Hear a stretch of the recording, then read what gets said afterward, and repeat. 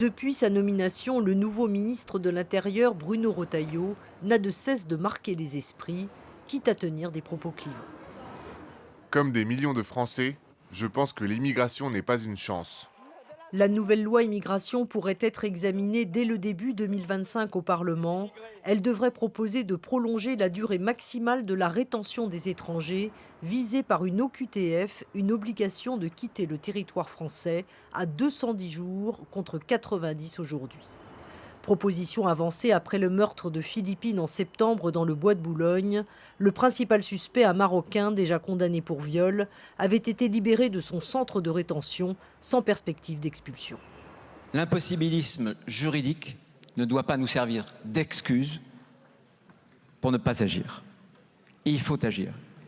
Et je l'ai dit, quand la règle de droit ne protège pas les Français, alors il faut changer la règle de droit. Un nouveau texte donc, moins d'un an après la promulgation de la loi Darmanin. Pour 349, contre 186, l'Assemblée nationale. La loi avait fini par être votée avec les voix du Rassemblement national, avant d'être largement censurée par le Conseil constitutionnel. Préférence nationale dans l'accès aux prestations sociales, caution de retour pour les étudiants étrangers, durcissement du regroupement familial ou fin de l'automaticité du droit du sol, autant de mesures inspirées par un certain Bruno Retailleau et retoquées par les sages, mais uniquement pour un motif de forme. Rien n'empêche aujourd'hui ces mesures de réapparaître dans le nouveau projet de loi. Gilles Bansheim, on vient d'entendre l'objectif de Bruno Retailleau. Ce sera une 33e loi immigration depuis 1980. Bruno Retailleau espère cette fois faire passer les mesures qui avaient été retoquées il y a quelques mois. Disons qu'il y a chez Bruno Retailleau, à mon avis, un objectif de fond, c'est-à-dire effectivement durcir l'arsenal sur la loi sur l'immigration. On sait que c'est, pour le coup, il n'est pas très changeant, Bruno Retailleau, c'est ce qu'il pense depuis toujours, il est rentré au gouvernement pour ça.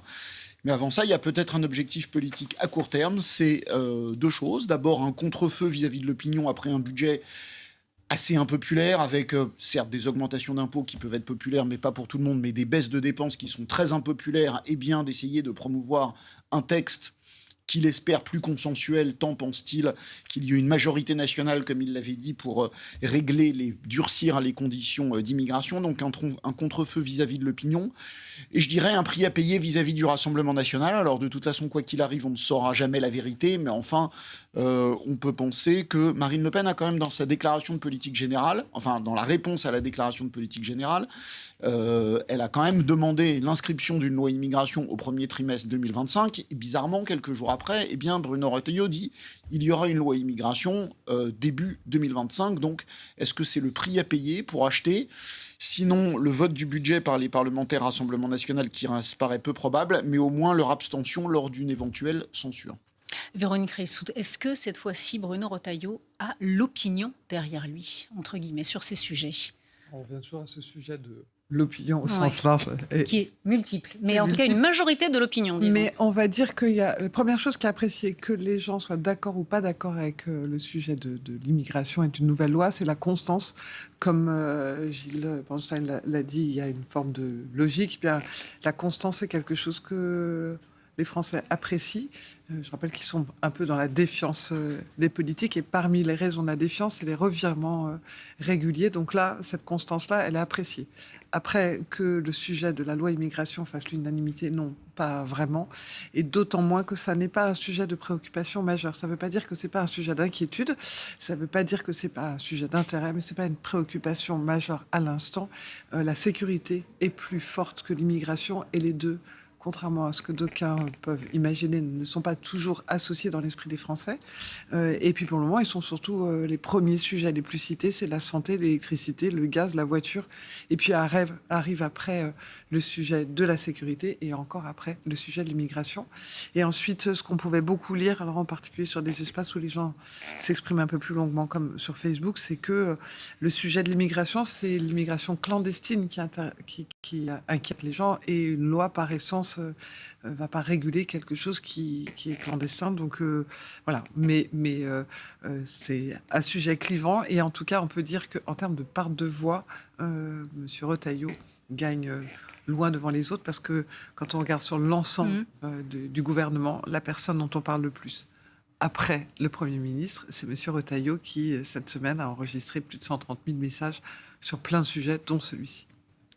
Emmanuel Rivière. Si je peux compléter la réponse de Véronique Reissoult en tant qu'analyste de l'opinion, l'immigration et l'insécurité, d'ailleurs, sont au sommet des préoccupations et des attentes d'une partie de l'opinion française. Et quand on analyse la hiérarchie des préoccupations, énormément de baromètres qui les mesurent, il y a une constante, c'est que l'électorat qui va des Républicains jusqu'à Marine Le Pen, en incluant évidemment l'électorat Reconquête, met ça comme priorité et fait le lien. De fait.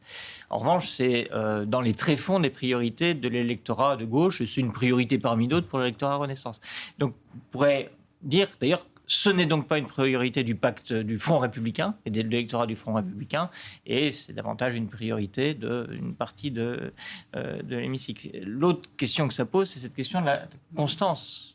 Alors effectivement, ce sera un atout pour Bruno Retailleau. La question que ça pose, c'est aussi la constance de ces lois immigration qui se succèdent. Et dans le préambule de ce sujet, vous avez mentionné là, quelque chose d'assez important qu'a dit Gabriel Attal. Il dit la loi a été votée en fin d'année 2023 et les décrets d'application ne sont pas encore passés. Ça, c'est quelque chose dont les Français n'ont pas forcément conscience, en fait. C'est que quand une loi est votée, il y a en plus une rhétorique politique qui donne l'impression que demain, la vie va changer. Et en fait, voilà. Et ça pose un peu une question. C'est-à-dire que la énième loi sur l'immigration, est-ce qu'elle ne risque pas de conforter le sentiment que, en fait, on ne fait rien, et parce que la réalité ne change pas. Et là où il faudrait vraiment se poser la question, c'est est-ce que les gens qui mettent l'immigration comme priorité mettent derrière cette préoccupation. Vanessa Hedberg, vous êtes spécialiste du droit étranger. Est-ce qu'on peut revenir justement sur la précédente loi dont toutes les mesures ne sont pas encore en application, en fait ? Alors, il est vrai qu'il reste encore des décrets d'application qui n'ont pas encore été signés, qui sont pourtant prêts. Il n'en demeure pas moins qu'il y a quand même beaucoup de dispositions de la loi de janvier 2024 qui sont effectives, que ce soit pour les métiers en tension, pour la durée d'exécution de l'EQTF qui est passée de 1 an à 3 ans. Il y a quand même eu aussi un autre élément très important, c'est qu'à l'époque, quand on rentrait en centre de rétention, le JLD devait être saisi d'office dans les 48 heures. JLD, juge de la liberté et de la détention. Et de la détention. Donc, il devait être saisi dans les 48 heures.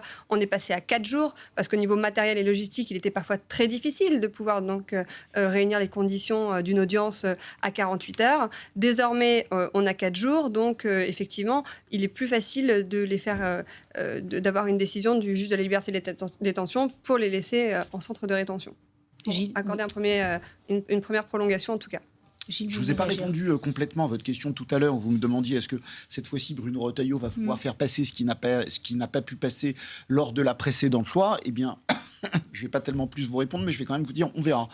Parce que c'est vrai que s'était-il passé la dernière fois ? Il y avait la loi qui était un équilibre. Vous vous rappelez, c'était Gérald Darmanin qui voulait être gentil avec les gentils et méchant avec les méchants. En gros, on régularise tous les gens qui sont là depuis longtemps, qui travaillent et qui font fonctionner un certain nombre de domaines de l'économie française. Et on est plus dur avec les délinquants en situation irrégulière, pour faire clair. Et puis, pour obtenir, comme vous le saviez, même déjà avant les élections, la majorité n'avait été en majorité relative, elle était majoritaire, mais en majorité relative, et pour obtenir les votes de la droite, y compris au Sénat, eh bien, elle avait accepté, à la demande de Bruno Retailleau qu'on voit ici, de durcir le texte sur un certain nombre de points.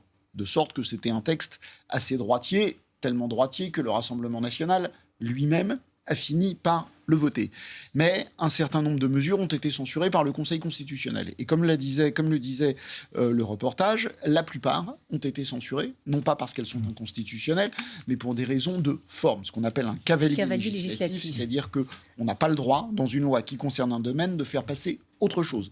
Si vous voulez réformer quelque chose, il faut que ce soit une loi consacré à ça. Et là, par exemple, sur les durcissements du regroupement familial, sur le durcissement du droit du sol, sur une sorte de préférence nationale, vous savez, assortir un certain nombre de prestations de conditions de durée, eh bien, le Conseil constitutionnel ne s'est pas prononcé au fond. Il a dit, ça n'est pas...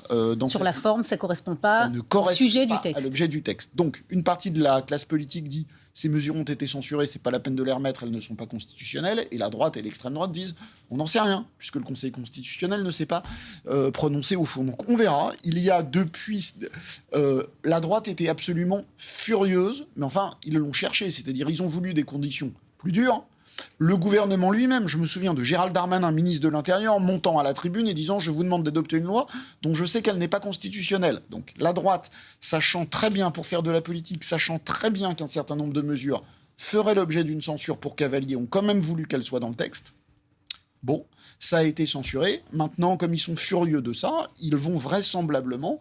Parce qu'aujourd'hui, on parle de l'allongement du délai de rétention. Il y aura l'allongement. On va y revenir plus en détail, bien sûr. Mais il y aura... très vraisemblablement les mesures les plus marquantes du projet de loi immigration qui avaient été retoquées. Et là, on saura sur le fond si elles sont constitutionnelles ou pas. Il y en a une idée sur les durcissements du regroupement familial, le préambule sous votre contrôle, le droit de vivre une vie familiale normale est constitutionnel parce que ça figure dans le préambule de la Constitution de 1946, parce que c'est dans la Déclaration des droits de l'homme et du citoyen. Ça, sur le fond, une restriction trop dure du regroupement familial, vous me direz ce que vous en pensez, serait à coup sûr censurée. La préférence nationale, Laurent Fabius a dit, président du Conseil constitutionnel, que c'était un concept anticonstitutionnel. Donc, pardon d'avoir été un peu long, mais sur ce qui a été censuré, eh bien, on verra. Certainement le seront à nouveau, et d'autres peut-être pas. Votre point de vue, Oui, Vanessa justement, Hellberg. pour rebondir sur ce que vous dites, Retailleau a notamment proposé de modifier la circulaire Valls qui énonce les conditions Oui, mais d'éligibilité ça, il pour veut les... le faire par décret, pas par la loi. Oui, tout à fait, mais c'est aussi une des façons de réformer, et ça passe par là. Et cette circulaire Valls doit quand même se conformer et à la loi et à la directive retour, et c'est ce qui les a jusqu'à présent empêchés finalement d'adopter des mesures un peu plus sévères. Je précise, la circulaire Valls, c'est la circulaire que Manuel Valls avait pris quand il était ministre de l'Intérieur de François Hollande, qui décrit les conditions qui plus édictent... favorables. Voilà, et qui édicte les conditions de régularisation des étrangers en situation Pour les admissions irrégulière. exceptionnelles au séjour. Je voulais vous poser une question. Est-ce que, à travers cette loi, Bruno Retailleau fait une loi fait divers? Parce qu'on rappelle qu'il y a quelques semaines, il y a eu ce drame avec cette jeune Philippine qui a été morte, assassinée par un OQTF, qui n'avait pas été renvoyée, expulsée dans son pays. Est-ce que là, il a mis en place une loi fait divers, comme on en parlait à un moment donné avec un certain précédent gouvernement? Disons, il y a quand même, là aussi, on peut considérer qu'il y a une constance. Enfin, dès la censure d'un certain nombre de dispositions, la droite, notamment Bruno Retailleau, avait réclamé qu'on y revienne, et notamment qu'on revienne sur un point qu'on n'a pas encore évoqué, qui est l'aide médicale État. Après, de toute façon, c'est un sujet qui réagit aux faits divers. Et d'ailleurs, c'est intéressant d'analyser à quel moment et autour de quels faits divers. Quand on suit justement cette évolution de la courbe des préoccupations autour de l'immigration, de l'augmentation de sa place dans la hiérarchie des attentes, on voit que ça se produit dans des moments qui n'ont pas grand-chose à voir avec l'immigration. Ça s'est produit au moment des émeutes consécutives à la mort de Naël, ça s'est produit au moment de l'affaire de Crépol et de la mort du jeune Thomas. Donc, on n'est pas sur des questions de flux migratoires. Les personnes mises en cause n'étaient pas sous UQTF. C'est français. Parmi les personnes qui sont poursuivies ou qui ont été mises en cause au moment des émeutes, essentiellement des Français. Donc, et c'est là où on joue avec quelque chose qui est, je pense, insuffisamment exploré. C'est-à-dire, qu'est-ce qu'on met derrière cette attente en matière d'immigration? Qu'est-ce qu'on considère comme étant des signes de cette immigration excessive? Et il y a un vrai décalage entre ce qui est traité par les textes de loi et puis ce qui est dans ce que les Français estiment être des signes ou pas que l'immigration fonctionne en France. Et Véronique... Non, je finissais.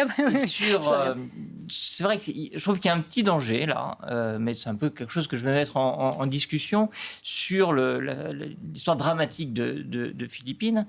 En fait, qu'est-ce qui se passe dans l'opinion publique? Il y a un fait, il y a quelque chose d'insupportable en fait. Une jeune femme est violée, assassinée par quelqu'un qui a été à un moment sous main de justice et puis qui a été libéré, qui en plus était sous OQTF, dont on considère qu'il n'avait pas sa place sur le territoire français. Mais si je raisonne un peu en statisticien, je dis qu'en fait, il n'y a absolument rien qui empêche que cela se reproduise. C'est-à-dire, il n'y a aucune possibilité que jamais plus quelqu'un qui a été sous main de justice, qui n'aurait pas dû, qui a été en liberté conditionnelle, etc. Tout simplement parce mais j'imagine que justement, donc, ça serait inentendable si ça se reproduisait dans les mêmes circonstances. Oui. Je voudrais quand même répéter ici qu'il s'agit, alors, pas d'une erreur de la magistrate qui l'a remis en liberté, parce qu'elle a procédé à une interprétation littérale du texte, et effectivement, avec cette application de la nouvelle loi, où il y avait il y avait de la jurisprudence. J'ai retrouvé un arrêt de la Cour d'appel qui prenait une décision contraire à la décision qu'elle avait prise, qu'il ne l'aurait pas relâchée. Donc si elle avait pris le temps de consulter le peu de jurisprudence qui existait en la matière, il serait resté en centre de rétention. Du coup, pour répondre au « et donc » de Gilles, et donc, il est très difficile d'imaginer un quelconque dispositif législatif, de mon point de vue, qui empêche qu'il y ait à nouveau et de manière récurrente des faits divers qui donnent le sentiment insupportable, qu'on est dans faïence, qu'on ne fait rien, etc. Et donc, en fait, ce qu'on peut interroger, d'ailleurs, quelque part, c'est ce qu'on a fait déjà, c'est la capacité de l'accumulation des lois et des durcissements de la législation, que ce soit en matière de sécurité, d'ailleurs, ou d'immigration, de répondre à une attente de l'opinion publique si on l'interprète à travers la réaction émotionnelle, qui est tout à fait normale, par ailleurs, aux faits divers. Oui, peut-être une réaction, Véronique. Il y a cette émotion. Là, on est quand même, on disait 33e loi depuis 1980. C'est quoi? Justement pour répondre à cette émotion.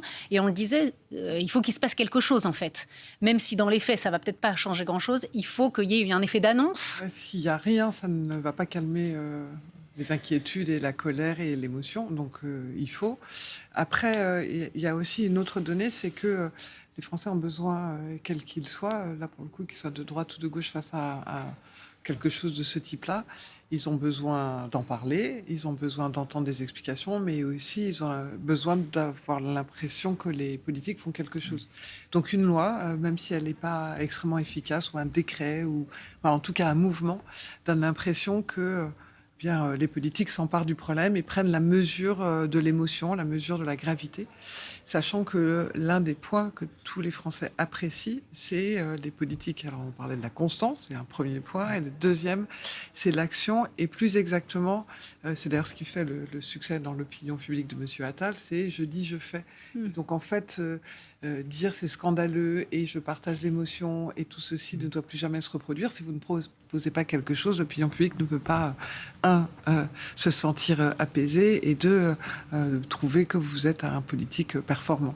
Alors, je voudrais qu'on avance un petit peu, parce que tout à l'heure, Gilles, vous ouvriez une porte en parlant du rôle que jouait le Rassemblement national dans tout ce projet. Je vous propose justement d'écouter Jordan Bardella, qui s'est exprimé ce matin et qui, sans grande surprise, est plutôt favorable à ce futur texte. J'ai passé la campagne électorale à dire qu'il fallait restreindre la politique migratoire, qu'il fallait transformer l'aide médicale d'État en aide médicale d'urgence. Le Rassemblement national arrive en tête, mais ne peut pas faire n'a pas la majorité pour composer un gouvernement à l'Assemblée nationale. Et il se trouve que les gens qui sont dans une position très fébrile au pouvoir reprennent les analyses, certaines analyses et certaines idées du RN. Donc moi, je les appelle à aller au bout. Et en tout cas, nous serons là pour faire adopter les lois qui vont dans le bon sens et qui vont dans l'intérêt du pays.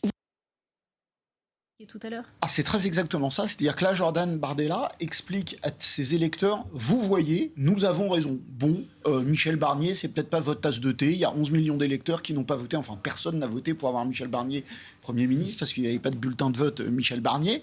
Enfin, a priori, les électeurs de Michel Barnier, c'était pas tellement leur genre de beauté. Les électeurs du Rassemblement national, Michel Barnier, européen convaincu, modéré, gaulliste social, c'était pas tout à fait leur genre de beauté. Le Rassemblement national choisit de ne pas le renverser en disant, finalement, nous sommes plus efficaces en demandant des choses et comme ils ont besoin de nous, on les obtient. Et jour après jour, Michel Barnier met un soin, alors là, absolument méticuleux, à montrer qu'ils ont raison. Armand, son prénom, le ministre de l'économie, j'ai oublié. Antoine Armand, merci. Antoine Armand ne veut pas recevoir un député du Rassemblement national. Eh bien, Michel Barnier, non seulement le rembarre publiquement, mais appelle Marine Le Pen, suscité beaucoup de réactions. Pour s'excuser. Comme je l'ai dit tout à l'heure, Marine Le Pen demande une loi immigration. Michel Barnier convoque une loi immigration. Donc, effectivement, et récemment, un député du Rassemblement national me disait, nos électeurs comprennent ça très bien. Ils ont extrêmement... D'abord, les électeurs du Rassemblement national n'aiment pas trop le désordre. Et donc, renverser des gouvernements, sachant qu'on ne peut pas dissoudre pour que ça soit un gouvernement après l'autre et que la France ne soit pas dirigée, ils n'en veulent pas. Michel Barnier Politiquement, c'est pas ça, mais enfin, il porte beau, c'est pas un homme de désordre. A priori, ils se disent, Michel Barnier, c'est pas pire qu'un autre. Donc, les électeurs du Rassemblement national comprennent une stratégie qui ne met pas la France dans le désordre. 2, soutenir Michel Barnier, il pourrait y avoir pire. Et 3, de toute façon, comme vient de l'expliquer Jordan Bardella, qui fait, alors pour le coup, sans aucune langue de bois de l'explication texte, de toute façon, en gros, on a fixé un certain nombre de lignes rouges et aucune ne sont dépassées. Michel Barnier nous les accorde toutes. Donc, on n'a toujours pas de raison de censurer le gouvernement. Et puis, puisqu'il fait une loi, on essaiera de faire en sorte, avec le travail parlementaire, qu'elle soit la plus favorable à ce qu'on a toujours demandé. Si je puis ajouter un cadre, il se trouve que dans ce qu'on découvre des dispositions du budget, il y a beaucoup de choses qui sont susceptibles d'irriter, voire même d'irriter au plus haut point une partie de l'électorat Rassemblement national. Donc ça arrange aussi le Rassemblement national qu'on refocalise sur quelque chose où effectivement il peut raconter cette histoire que le gouvernement agit sous sa dictée, ce qui est difficilement assumable sur le budget et notamment un certain nombre de taxes ou de prix. Alors justement, est-ce que cette idée de future loi immigration, oui, c'est effectivement pour essayer de faire voter ce budget et ensuite, puisqu'ils ne peuvent pas se prononcer avant que cette loi immigration soit... On ne le saura jamais, mais enfin, on voit très bien les réalités politiques. Là, sur le budget, c'est vrai que, par exemple, la non-indexation des retraites, je pense qu'ils vont obtenir que ça ne soit pas dans le texte. Là aussi, Marine Le Pen a dit pour nous c'est un irritant, eh bien, ça ne sera pas dans le texte. J'ai oublié de le citer tout à l'heure. Je ne sais plus ce que je voulais dire. Oui, c'est pas grave, on est là, on vous écoute, Gilles. Pardon. Donc sur les retraites, de toute façon, ils vont l'obtenir. Donc la majorité des choses, ils l'obtiennent déjà de toute façon en haussant le ton. Je voulais revenir, on a entendu tout à l'heure notre journaliste Noémie Schulz qui était en direct du tribunal, puisqu'il y a en même temps le procès des assistants parlementaires du RN. Quel rôle joue cette loi immigration dans ce contexte de ce procès du FN devenu RN? Est-ce que ça leur permet aussi de s'exprimer sur des sujets sur lesquels ils sont vraiment en force, alors que le contexte est que Marine Le Pen est quand même devant des juges? Alors si je regarde ce que disent les militants et les sympathisants, ils sont plutôt alignés avec son mode de défense. Ils trouvent qu'elle a raison. Et ils achètent... Alors, son mode de défense, c'est de dire que oui, effectivement, ces assistants parlementaires ont fait de la politique. Et travaillaient pour le parti, mais ça fait partie de leur tâche, en fait. Et donc, c'est même... Je regardais sur les espaces où ils s'expriment, ils disaient « Ah, enfin, un discours de vérité, on ne fait pas semblant. » Voilà. Donc, ils sont plutôt d'accord. Ils sont plutôt alignés, effectivement, avec les sujets autour de l'immigration et ils trouvent que le discours de Jordan Bardella leur convient, sachant que quand on parle des électeurs du Rassemblement national, il y a 2 grandes catégories. Il y a les militants et ceux qui sont là depuis le début et qui font partie du noyau dur. Et puis après, il y a beaucoup de gens qui ont voté aux dernières élections, mais qui ont des idées assez variées, en tout cas en termes économiques, sur le sujet des retraites. Enfin, c'est pas si aligné que ça, sauf sur le sujet de l'immigration, où là, ils sont tous d'accord. C'était une de leurs motivations. Et sauf sur le fait qu'il faut changer ce système qui n'est pas formidable et qu'on n'a jamais essayé et que, finalement, les procès qu'on intente aujourd'hui, quand elle tient ce discours-là, ça fédère plutôt les gens autour d'elle. Emmanuel Rivière.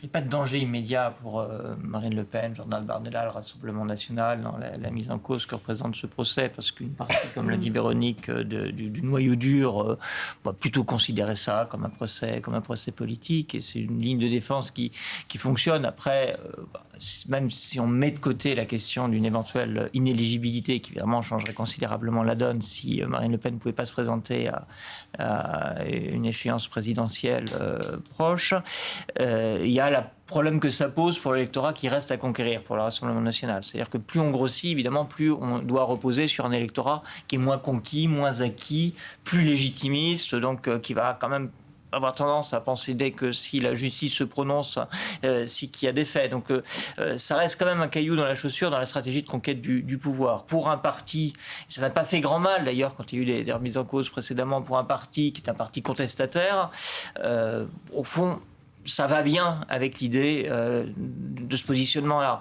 d'être victime de poursuites, d'un procès qu'on peut décrire comme politique. Ça peut poser question dans une stratégie de conquête du pouvoir quand il faut passer de 13 millions à pas loin de 20 millions pour un second tour de présidentielle. Vanessa Edberg, je voulais réagir. Oui, Marine Le Pen qui effectivement martèle sans cesse qu'il faut une nouvelle loi immigration, pardonnez-moi, mais j'écoutais Bardella ce matin et j'échangeais avec un député RN.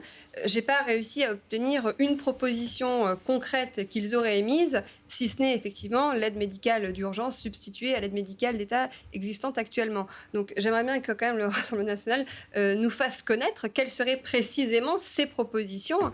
Là, les propositions faites par Retailleau sont de fait les propositions qu'avait émises Valérie Pécresse lors de la campagne en 2022. Ils ont finalement appliqué le programme, enfin ils souhaitent appliquer le programme LR.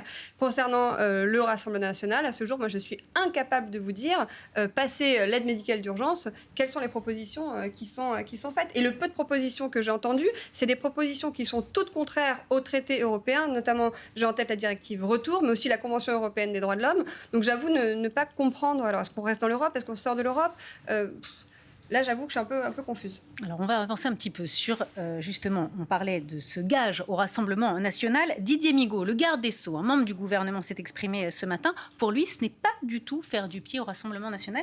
Et il s'est dit même pas hostile à cette loi immigration. Écoutez. Il ne s'agit pas, je pense, de faire du pied au RN. Il faut voir si un gouvernement dispose de tous les outils nécessaires pour maîtriser ce phénomène. Sur la durée de rétention administrative, c'est se rapprocher, je dirais, des textes européens. Bon, et ce qui se fait dans d'autres matières. Donc, pourquoi pas ? Donc, moi, vous n'êtes pas hostile par principe à une nouvelle loi sur l'immigration ? Je ne suis pas hostile par principe à une loi sur l'immigration. Tout dépend du contenu. Emmanuel Rivière, comment réagir ? Didier Migaud était la caution de gauche du gouvernement. Et finalement, il ne se dit pas tout à fait hostile à un projet de loi immigration. Qu'est-ce que ça veut dire de ce gouvernement ? D'abord, je pense que Didier Migaud est plus une caution du respect de la loi, du respect des traités, du respect qu'une caution de gauche dans l'esprit de beaucoup, même s'il a ce passé à gauche. Après, si on revient sur le fond, quand avaient été cessés les dispositifs de la loi immigration, celle qui a été votée, et avant censure du Conseil constitutionnel, la majorité est approuvée par les Français. Et sur les principes, en fait, on considère que si quelqu'un est sur le territoire français, c'est qu'il doit avoir un titre pour le faire. On considère que si quelqu'un est dangereux, on doit pouvoir le retenir en centre de détention. La question que ça pose, moi, la question que ça ne pose en fait jamais, c'est celle des moyens derrière, c'est-à-dire de la capacité et qui n'est pas mise en regard. C'est-à-dire c'est le nombre de places dans les centres de rétention administratifs et la raison pour laquelle on ne peut pas venir. C'est la question de comment on maîtrise les flux migratoires. Donc il y a un sujet en fait qui est pour moi un sujet un peu inexploré sur cette question de l'immigration. Évidemment que les gens sont favorables à un certain nombre de choses et que la question clé, en fait, c'est la maîtrise des flux. Et ce qui pose d'ailleurs une autre question, c'est la possibilité qu'on a au niveau européen, au niveau d'un des pays de l'Union européenne, à maîtriser les flux rentrants. On se rappelle, c'était la question clé du Brexit, en fait.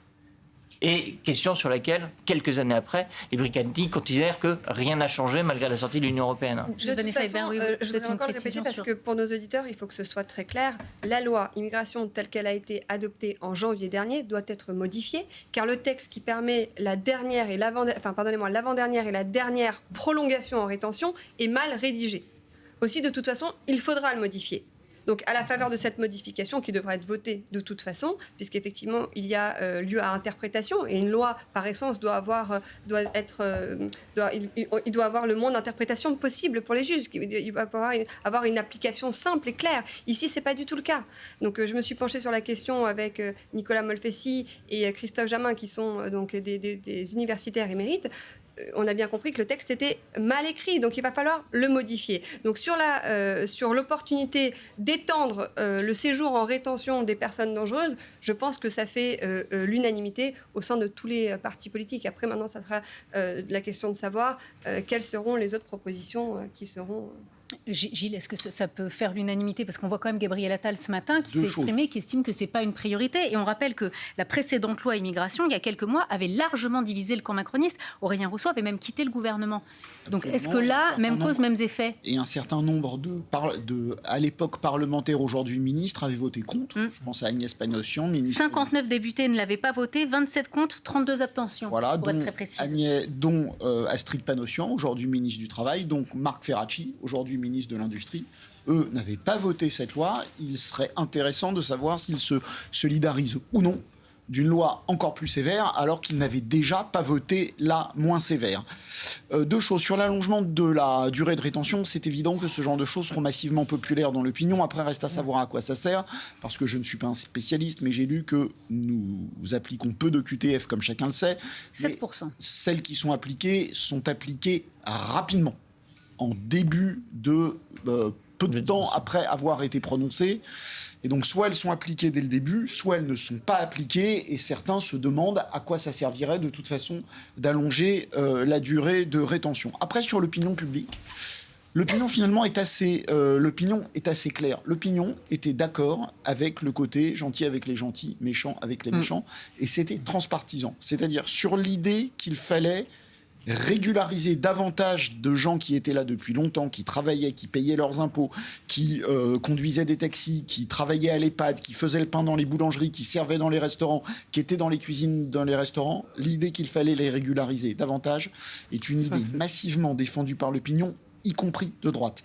Je répète, y compris de droite, les électeurs républicains validaient très, très, très majoritairement cette opinion. Donc quand Bruno Retailleau dit il faut prononcer plus de QTF, il est certainement majoritaire à droite, mais quand il dit moins de régularisation, il est minoritaire, y compris dans son propre camp politique.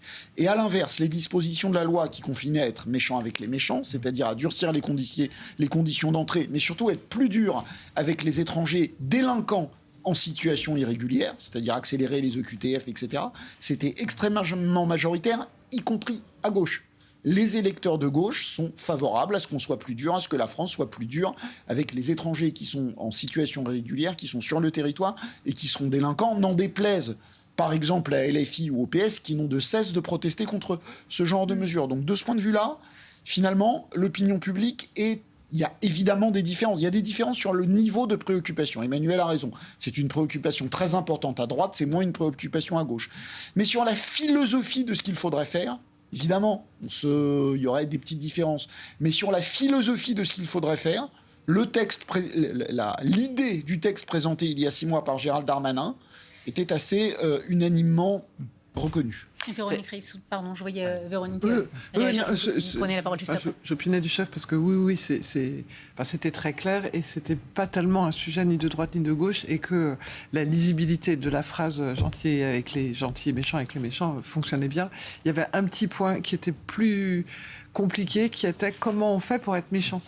En fait, leur sujet était, c'est même pas quel est le degré, c'est quoi être méchant, c'était comment est-ce que l'on fait pour réguler, comment est-ce qu'on fait pour les renvoyer. Il y avait beaucoup de débats autour de ça, et là, pour le coup, c'était beaucoup plus partisan, en disant quel est le degré d'acceptabilité. Enfin, ça, c'était un sujet plus droite et gauche. Emmanuel Rivière. En fait, depuis longtemps, moi, je trouve que c'est une excellente expression et c'est très bien de l'avoir appelé gentil avec les gentils, méchant avec les méchants. Et ça fait longtemps que me fascine en fait ce rapport de l'opinion et l'adhésion avec cette maxime. Quand pour échanger avec des magistrats, en fait, on a l'impression qu'en fait la législation et l'application de la législation en matière pénale, c'est plutôt déplacer un curseur entre le risque d'être trop gentil avec les méchants et le risque d'être trop méchant avec les gentils, parce que dans la masse de ce que traite la justice, c'est ça en fait qui se passe, c'est de passer d'un risque à l'autre. Tout le monde est d'accord avec méchant avec les méchants et gentil avec les gentils, et c'est là où il y a débat. C'est par Retailleau. Et puis après, il y a d'autres choses qui échappent un peu, c'est-à-dire que durcir le regroupement familial, c'est être méchant avec qui? C'est a priori gentil de vouloir vivre en famille, et ce sont des formes de durcissement, mais là où pour le coup il y a aussi des législations européennes, comme le soulignait très bien Gilles, ça c'est un des points sur lesquels ce sera intéressant d'avoir l'avis du Conseil constitutionnel. Vanessa Edberg, oui, vous vouliez réagir? Oui, enfin, il y a quand même deux choses. Je pense que le gouvernement a conscience qu'effectivement, il y a des métiers en tension, que pour faire tourner leur entreprise, certains employeurs n'ont pas d'autre choix que d'avoir recours à des personnes en situation irrégulière qui font souvent le travail effectivement que peu veulent faire, pour souvent aussi des heures supplémentaires non rémunérées, donc à moindre coût. Et finalement, le gouvernement est peut-être satisfait d'un résultat plus positif d'une entreprise à moindre coût qui effectivement est plus productive. Donc je pense que le gouvernement a conscience de ça. Et d'ailleurs, il l'a montré puisque tout le monde a adopté à l'unanimité pratiquement la régularisation des travailleurs dans les métiers en tension. Ça a quand même aussi fédéré tout le monde à l'Assemblée. Non. Ils ont quand même fini oui, par... mais la loi a été adoptée. Ça a été un chiffon rouge pour la droite. Franchement, la loi a été adoptée, mais de façon au début, les chiffres, il n'y a qu'à voir les chiffres qui circulaient. Il y avait des chiffres de 30 000 régularisations. Finalement, je crois que c'était entre 5 000 et 10 000 régularisations. Oui, ils voulaient gouvernement. veulent toujours mettre des quotas. C'est une proposition qu'ils ont mais toujours... les quotas, c'est des quotas d'entrée, c'est pas la même chose. Les quotas, ils voulaient aussi appliquer des quotas pour les admissions exceptionnelles au séjour. Oui, mais c'est pas la même chose. Les régularisations... Oui, bien sûr. D'accord. Les quotas, c'est sur combien la France est-elle capable d'accueillir, comme il y en a au Canada, combien la France est-elle capable d'accueillir d'immigration légale, ce qui n'a rien à voir avec la régularisation de l'immigration illégale. Vous dites le gouvernement est pour, l'ancien gouvernement était pour, mais a dû droitiser son discours en fonction de l'équilibre de l'Assemblée nationale. Mais encore une fois, le nouveau Bruno Retailleau a dit la phrase suivante: plus de QTF, moins de régularisation. Donc, et il a dit le lendemain: je veux réécrire la circulaire Valls pour une circulaire plus dure, que les préfets ne puissent pas régulariser davantage. Il a aussi dit qu'il voulait modifier la directive retour, alors même que c'est un acte législatif adopté par le Parlement européen. Il est faux de dire que le gouvernement actuel veut plus de régularisation. Le gouvernement actuel veut moins de régularisation. Alors, lesquels sont sincères, lesquels ne le sont pas? Alors, la liste des métiers en tension est quand même assez exhaustive et permet de régulariser un grand nombre de... Je ne vous dis pas l'inverse. Je vous dis que dire qu'aujourd'hui, le gouvernement veut plus de régularisation, en tout cas, Bruno Retailleau, le ministre en charge du dossier, a dit avec sa bouche moins de régularisation. Je vous propose qu'on avance un petit peu. Merci Gilles, parce que je crois que vous deviez y aller. Merci d'avoir été avec nous. Et alors tout à l'heure, Gilles, justement, vous parliez d'un des objectifs du texte voulu par Bruno Retailleau, passer de 90 à 210 jours de rétention pour les personnes sous OQTF, en attendant ce fameux laissez-passer consulaire. Est-ce faisable? Quelles conséquences cela aurait? Qu'en pensent les acteurs du secteur? On voit cela avec Manon Bougot et on en parle après. Bruno Retailleau maintient son cap, la fermeté. Sur l'immigration et l'insécurité, le ministre de l'Intérieur fait une proposition devant les députés. Prolonger la durée en centre de rétention administrative pour certains migrants illégaux. On va jusqu'à 210 jours pour les terroristes. Pourquoi est-ce qu'on ne ferait pas 210 jours pour les crimes sexuels? Qui, ici, est contre? Pour y parvenir, une loi est nécessaire. Le ministre entend aussi construire de nouvelles places dans ces centres de rétention, pour passer de 2000 aujourd'hui à 3000 d'ici 2027. Mais pour l'instant, leur financement n'est pas acquis et les syndicats de police ne sont pas convaincus par l'allongement de la durée de la rétention. C'est déjà compliqué à 90 jours, ça va devenir encore plus compliqué à 210 jours. Parce qu'on a des retenus de plus en plus violents dans les centres de rétention. Plus ils restent, plus ils sont violents, plus ça devient compliqué de les gérer.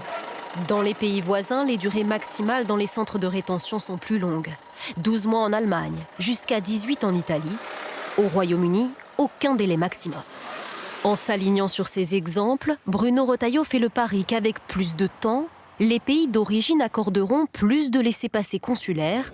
Ils sont nécessaires à l'expulsion des migrants illégaux, mais certains observateurs sont dubitatifs. À partir du moment où on n'obtient pas un laissez-passer consulaire dans le début de la rétention, on en obtient très très peu à la fin de la rétention. Allonger la durée, c'est juste avoir un endroit où les gens sont désespoir encore plus longtemps, puisqu'ils n'ont pas de perspective, et pour autant, ça ne va pas forcément faire emmener le pays d'origine à délivrer le laissez-passer consulaire. En parallèle, Bruno Retailleau veut mettre en place des accords bilatéraux avec les pays d'origine et les pays de transit. Vanessa Hedberg, on voit cette proposition de passer de 90 à 210 jours. Il y a aussi des limites qu'on a entendues dans ce sujet. Vous les partagez? Oui, ou est-ce qu'il peut y avoir quand même des effets positifs avec une telle loi si elle était adoptée? Sujet très intéressant. Je voyais, ils expliquaient qu'au Royaume-Uni, il n'y avait aucun délai. La raison pour laquelle il n'y a aucun délai au Royaume-Uni, c'est qu'ils ne sont plus soumis à la directive retour qui édicte des délais maximum de placement en rétention, à savoir au plus 6 mois, qui sont à nouveau renouvelables pendant 12 mois pour une durée totale de 18 mois, sous réserve de remplir certaines conditions très précises. Donc 18 mois, c'est en Italie, par exemple. Voilà, donc eux, ils appliquent... Ils sont maximum. Mais encore une fois, ils se doivent aussi d'appliquer la directive retour. C'est pour ça qu'ils n'ont pas été au-delà de 18 mois. Et c'est 18 mois maximum, sous réserve. Les 2 conditions édictées par la directive retour, la première, c'est qu'évidemment, la préfecture, enfin l'administration, doit faire toute diligence et prouver toutes les diligences qui sont faites pour pouvoir prouver que le nécessaire est fait pour obtenir le laissez-passer consulaire et que l'étranger placé en centre de rétention ne fasse pas obstacle à ce que il soit en possession d'un passeport ou une pièce d'identité qui lui permet de voyager. Emmanuel Rivière, on voit quand même dans ce sujet que il y a des limites, que même certains acteurs du secteur, les syndicats policiers par exemple, disent que ce serait très compliqué. C'est là où le jeu permanent sur l'opinion publique... C'est ça, donc est-ce qu'il y a vraiment un jeu de simplification et d'affichage alors qu'on voit que les premiers acteurs disent mais ce serait intenable en fait. Enfin, on parle, et notamment, pareil, sur des réactions à des faits divers, de dire qu'il faudrait revenir sur les remises de peine. Effectivement, les remises de peine, ça va avec ce sentiment très installé d'un laxisme dans la réponse pénale par rapport à la délinquance. Sauf que si vous interrogez les personnels pénitentiaires, les remises de peine, c'est un outil de régulation et de pacification de la vie dans les prisons qui sont par ailleurs invivables à cause de la surpopulation. Parce que tout simplement, le fait qu'il y ait une perspective en cas de bonne conduite de pouvoir sortir plus tôt, en plus, ça permet beaucoup mieux la réinsertion d'avoir ces dispositifs-là. Donc, il faut se méfier aussi de parce que voilà, l'opinion qui est mesurée à des moments particuliers, qui sont des moments de fièvre émotionnelle sur des sujets comme ça, et à mon avis tient pas tellement la route par rapport à la solidité de politiques publiques qui peuvent être mises en place. Donc c'est un jeu qui effectivement est souvent payant, et aujourd'hui d'ailleurs on entend beaucoup les responsables gouvernementaux se prévaloir du soutien de l'opinion. Non, sans raison. On trouve des sondages qui disent que voilà, il y a cette demande de fermeté, de ce demandement, et qui ne cadre pas forcément avec une réalité qui, elle, est, de mon point de vue, insuffisamment débattue et insuffisamment éclairée, sauf à la manière dont vous venez de le faire. Merci beaucoup, Véronique Sazdré-Sous. Effectivement, des sondages qui disent que les Français sont plutôt d'accord. Il y en avait un encore la semaine dernière qui disait que 78% des Français étaient d'accord, non seulement pour l'emprisonnement des OQTF, mais sans limite de temps. Donc, dans l'absolu, la sévérité, les Français sont plutôt d'accord. Et c'était transpartisan, là encore, parce que quand vous avez 78% qui dit je suis d'accord, c'est ça. Voilà. Il y avait un peu de LFI qui était contre, mais globalement, tous les Français étaient d'accord.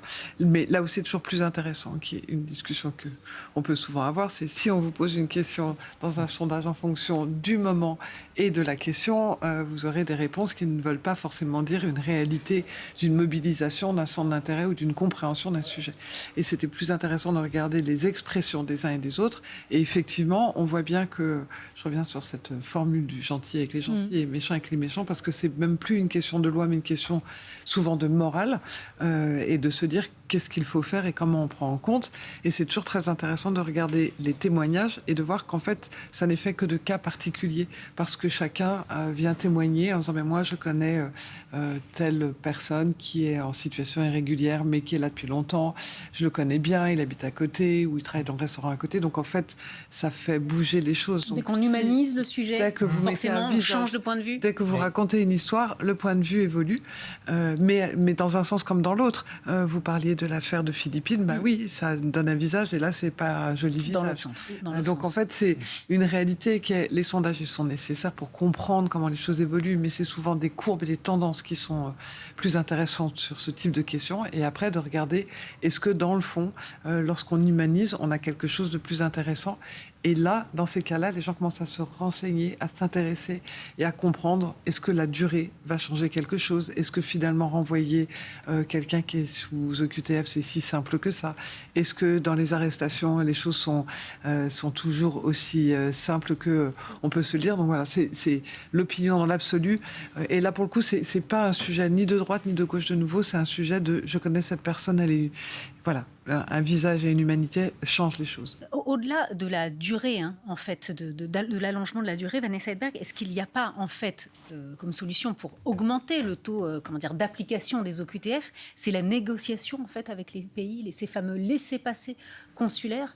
Et est-ce que là, si, voilà, les Français se rendaient compte que c'est plus appliqué, ce serait une réponse à être méchant avec les méchants? Écoutez, moi, est-ce que ça peut passer par là? Mon expertise sur le fait que les OQTF ne soient pas appliqués, c'est qu'effectivement, il y a un manque de coordination entre les différentes administrations. Dans un cas précis comme celui de Philippines, ils ont formulé la demande de laissez-passer consulaire auprès du Maroc, mais qui était au mauvais service. Au mauvais service, et ce, à 2 reprises. Au moment où ils s'adressent au bon service, on leur répond 2 semaines plus tard. Donc, 2 semaines de délai au mois d'août, je considère que c'est un délai plus que raisonnable. Il y avait un élément que je considère qu'il est important de souligner, c'est que quand une personne est placée en centre de rétention administrative, la directive retour, le droit communautaire impose que tous les 15 jours, en moyenne, il y ait à nouveau une audience devant le juge judiciaire, transcrit par le JLD en France, qui vienne se prononcer, juge de la liberté et de la détention, qui viennent se prononcer sur la prolongation de la rétention. Donc si d'aventure c'était à nouveau prolongé, comme il le souhaite, à 210 jours... Ça voudrait dire tous les 15 jours pendant 210 jours. Exactement, donc ça mobiliserait quand même... Ce serait un engorgement total. En plus, vous voulez dire des services de... Voilà, c'est ça ? Exactement. Peut-être un point, Emmanuel Rivière. Est-ce que c'est peut-être sur la diplomatie, en fait, que devrait jouer le gouvernement pour essayer d'augmenter ce taux d'application des OQTF, plus que sur des mesures comme ça, où on voit que quand on rentre dans le détail, ça n'a pas... Enfin, je parle sous votre contrôle, mais une des conditions du retour d'un ressortissant, quelle que soit sa nationalité, c'est bien que son pays le reconnaissent comme un de ses ressortissants. Effectivement, quand des personnes sont avec des faux papiers, donnent des fausses identités, etc., on peut comprendre aussi que dans la part des OQTF, je ne sais pas comment on peut l'évaluer, qu'on n'arrive pas à exécuter, soit tout simplement parce qu'il n'est pas possible d'établir, on ne peut pas forcer un pays tiers à prendre quelqu'un sans qu'il soit établi qu'il est un de ses citoyens. Surtout si on lui dit que c'est un dangereux délinquant. On considère qu'il n'y aura pas un enthousiasme débordant à l'idée de le reprendre sans savoir exactement à qui ils ont affaire. Évidemment, tout ça relève d'une vision un peu plus large. Et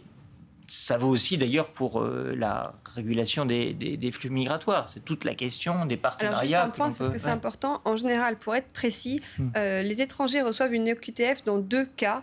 Le premier cas, c'est ils ont déposé une demande d'admission au séjour à la préfecture, et auquel cas ils sont tenus de communiquer leur identité.